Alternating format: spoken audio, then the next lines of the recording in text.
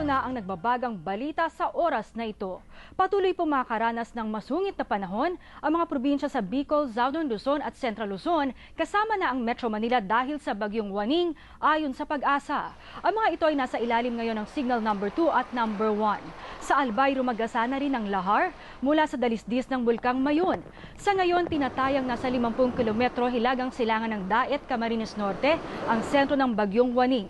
Patuloy itong kumikilos sa Kanluran, Hilagang Kanluran, direksyon sa bilis na 15 kilometro bawat oras. Kanina, inanunsyo na ng DepEd NCR ang suspensyon ng klase bukas mula preschool, elementary hanggang sa high school sa lahat ng pribado at pampublikong paaralan sa Metro Manila na nasa signal number 2. Sa Batangas City, sinuspindi na ng lokal na pamahalaan ang klase sa lahat ng level bukas.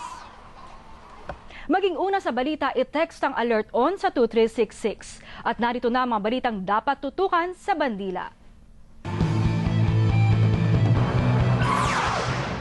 23 bayan sa Camarines Sur, lubog sa baha na itatalang patay sa Kabikulan, nasa 12 na. Preschool hanggang high school sa NCR, walang pasok bukas ayon sa DepEd. Kumpanya ng bus na nahulog mula sa Skyway, suspendido ng 30 araw. At Philippine Team Mascals, puspusa ng ensayo sa gitna ng ulan para makabawi sa laro kontra Kuwait sa Huwebes. Tutukan sa bandila.